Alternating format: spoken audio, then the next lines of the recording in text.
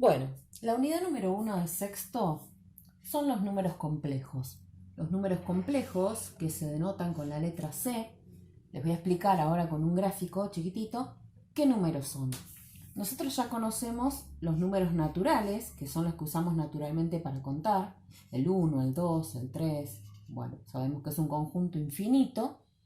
Después se crea la necesidad del 0 y de los números negativos, ¿sí?, al otro lado de la recta, y junto con los naturales, que están formando el conjunto de los números enteros, ¿sí? Cuando aparecen las fracciones y los decimales, junto con el conjunto de los enteros, se forma el conjunto de los números racionales, ¿sí?, los números Q, que les decimos. Después hay otros números que están fuera de este conjunto, como pi, el número e, ¿sí?, y todos esos decimales que tienen infinitas cifras y que no los podemos escribir como una fracción porque continúan y continúan y no los podemos pasar a fracción. Bueno, cuando aparecen estos números que son los irracionales, ¿sí?, junto con los racionales, forman el conjunto de los reales. Hasta acá es todo conocido, ¿sí? Los números reales ya los conocemos. Pero ¿qué pasa? Había una necesidad de crear un nuevo conjunto, porque ¿vieron cuando ustedes le daban una raíz, por ejemplo, de un número negativo? Si les daban un ejercicio y llegábamos a este resultado, ¿qué pasaba? Me decían que esto no tiene solución, ¿sí? Decíamos que no tiene solución, poníamos esto. Bueno, como los matemáticos nunca se conforman con lo que les dicen, y aparte siempre tienen necesidad de ir un poco más allá, hay alguien que dijo, bueno, yo me voy a imaginar algo, ¿sí? Justamente me voy a imaginar algo para que esto se pueda resolver. ¿Y qué fue lo que imaginó? Que la raíz de -1 sea un número i, o sea, un imaginario, ¿sí? ¿Para qué me va a servir eso? Para que cuando a mí me dé un resultado negativo, una raíz, yo lo pueda trasladar a que sea, por ejemplo, un 4 por un -1 en este caso, ¿sí?, a una multiplicación de ese -1 por el número en cuestión y pueda calcular esa raíz. A ver, la raíz de 4, voy a seguir acá, la raíz de 4 es 2, ¿estamos de acuerdo? Y la raíz de -1 es ese número imaginario i. Entonces ahora esto tiene solución, es 2i, ¿sí? La raíz de -4 es 2i. Bien, esto entonces es un número imaginario. ¿Qué se forma cuando yo junto un número real con un imaginario? ¿Sí? Si a los reales le agrego este conjunto imaginario, el conjunto de los números complejos, que es lo que vamos a estudiar en esta unidad.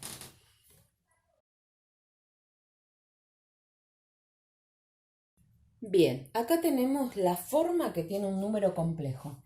Un número complejo es un número que tiene una componente real, ¿sí?, dentro de ese conjunto de los que estábamos hablando recién, y una componente imaginaria, que es esto nuevo que aparece ahora, ¿sí? Un número complejo se puede escribir de dos formas, en realidad de tres, pero bueno, vamos a empezar a ver estas dos. La forma cartesiana, que se llama, que es como un punto del plano. ¿Se acuerdan cuando les decían ubicar en el plano tal punto? Bueno, tenía dos coordenadas, una en X, una en Y. Ahora ese punto va a tener una componente real, una componente imaginaria. O también se puede escribir como un binomio, ¿sí? ¿Se acuerdan de los binomios del año pasado? Dos términos. El primer término va a ser la componente real y el segundo término la imaginaria. ¿Cuál es la diferencia entre estas dos formas? Acá es paréntesis y punto y coma, ¿sí?, como punto cartesiano, y esto como binomio aparece la i. O sea, esa i que en esta componente yo no pongo, por estar como forma de par ordenado, en la forma binómica sí la tengo que poner, ¿sí? Componente real, componente imaginaria. Entonces, por ejemplo, ¿cuál puede ser un número complejo? Siempre lo vamos a llamar z. El punto 5, o el número mejor dicho, -3, es un número complejo. componente real 5, componente imaginaria 3. Si lo quiero escribir en forma binómica, 5 menos 3i. Cualquiera de las dos formas es válida para el número complejo. Bien, con esta unidad vamos a trabajar ahora. Les voy a dar ejemplos de cómo poder resolver este trabajito que les mandé, que es la introducción a números complejos. ¿Qué vamos a hacer con estos números? Todas las operaciones. Suma, resta, multiplicación, división, potencia. Hasta donde podamos llegar virtualmente, porque sé que es un poco complicado, pero esta primera parte créanme que va a ser fácil. Así que bueno, sigan mis ejemplos y espero que puedan resolver el trabajito.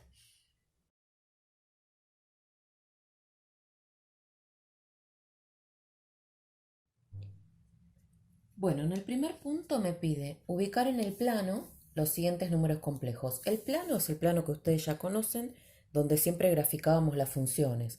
Nosotros sobre el eje X, que es el horizontal, vamos a ubicar la componente real del número complejo y sobre el eje Y la componente imaginaria.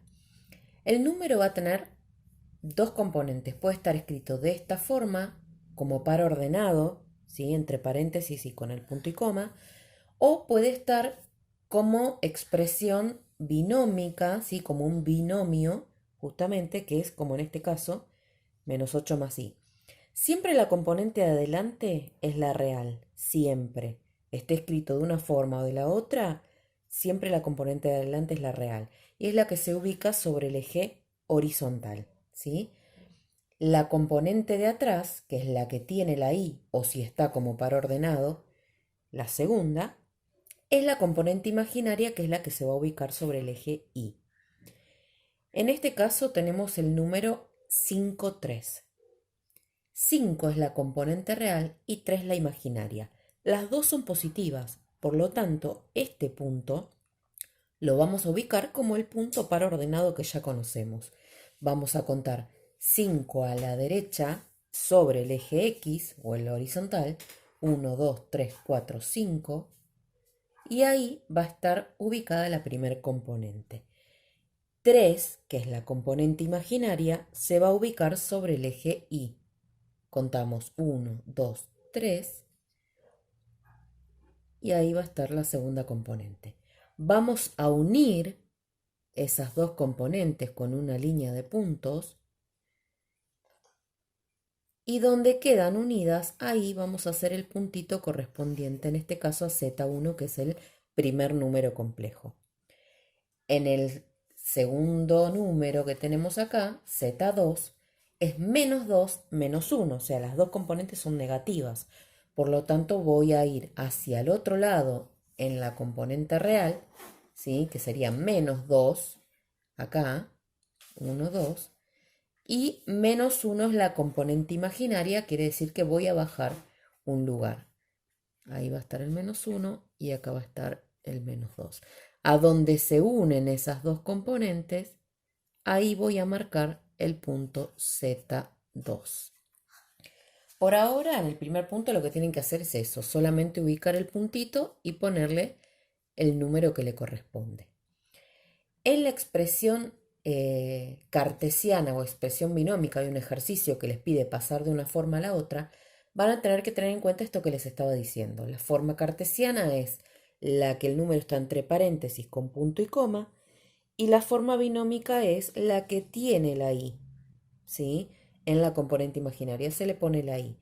En este caso, Z1 es 4 menos 7, por lo tanto lo que yo tengo que hacer es escribir la forma binómica, que va a ser 4 componente real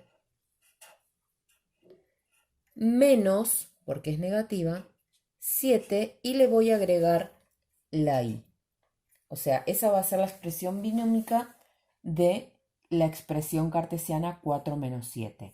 En el caso de que tenga la binómica y me pida la cartesiana, voy a hacer menos 8, que es la componente real, adelante, ¿sí? Paréntesis, menos 8, punto y coma, la componente imaginaria, que en este caso como es i, solamente i, es como cuando trabajamos en las ecuaciones con la x. Si no tiene nada adelante, ¿qué había?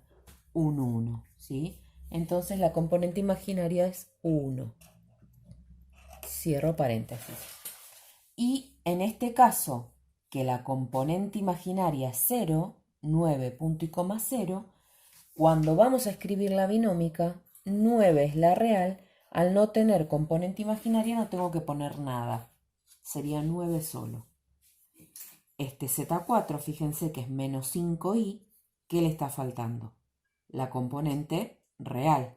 Por lo tanto, cuando vaya a escribir Z4 en forma cartesiana, voy a poner un 0 en la parte real, punto y coma, menos 5 porque acá es negativo.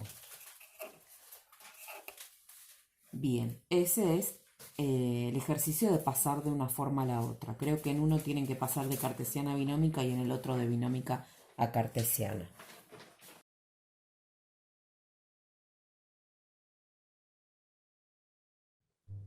Bien, cuando me pide el conjugado de un complejo, ¿el conjugado qué es?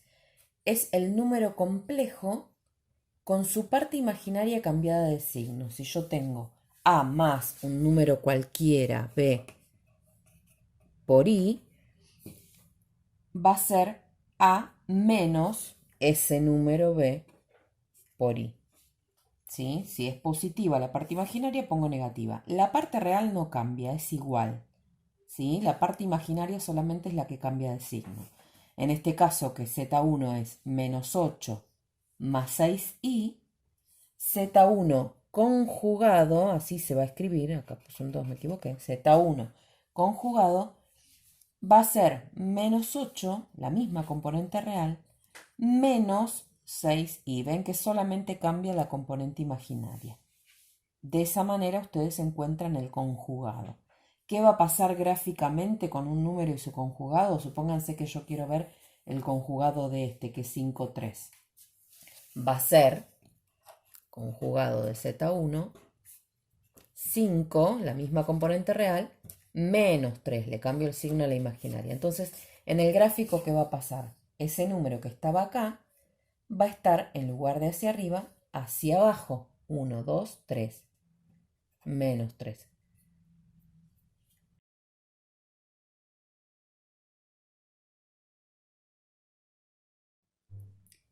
Bien, vamos a ver qué es el módulo de un complejo entonces. Nosotros dijimos que el número complejo tiene dos coordenadas, una real y una imaginaria. Para poder ubicar el punto, ubicamos la real sobre el eje X, la imaginaria sobre el eje Y ahí estaría el número complejo, ¿sí? Si yo tomo la distancia que hay entre el 0 y ese punto, ¿sí? Ese segmento, o semirrecta mejor dicho, que nace en el 0 y termina en el punto Z, haciendo una flechita, esto es lo que se llama un vector, ¿sí? Un vector Z, y como es una figura, ¿sí?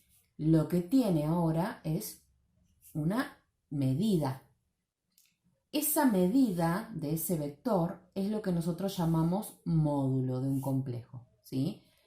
¿Cómo voy a poder calcular esa medida? Vamos a tener en cuenta esto, que ese vector con el eje X y la altura forman un triángulo rectángulo. Y esa distancia o ese vector que está ahí, de este triángulo rectángulo, es la hipotenusa, ¿sí? La hipotenusa de este triángulo que tiene como catetos esta distancia A y esto que es la coordenada en el eje Y, que va a ser la distancia B. Entonces, si yo quiero calcular el módulo de ese vector, lo que tengo que hacer es aplicar lo que ya conocemos, que es el teorema de Pitágoras. Pitágoras que decía que el cuadrado de la hipotenusa era igual a la suma de los cuadrados de los catetos.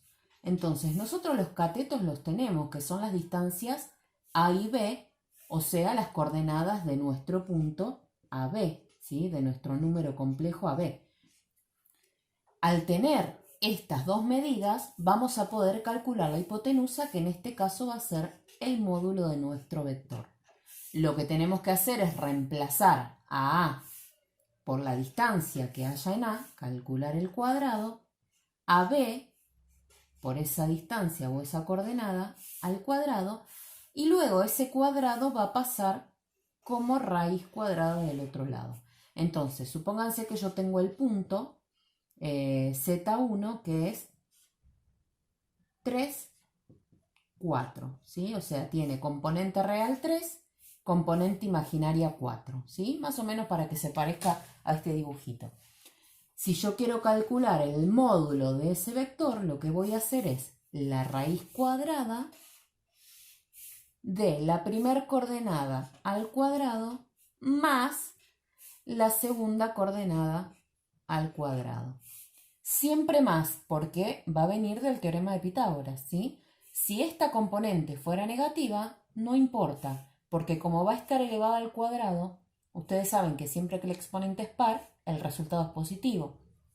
Por lo tanto, por más de que le ponga un menos 4, cuando le eleve al cuadrado se va a transformar igual en un 16 positivo, ¿sí? Así que no se preocupen por poner los signos acá, ustedes ponen el valor absoluto de las coordenadas, sean positivas o negativas, las ponen positivas y ya está.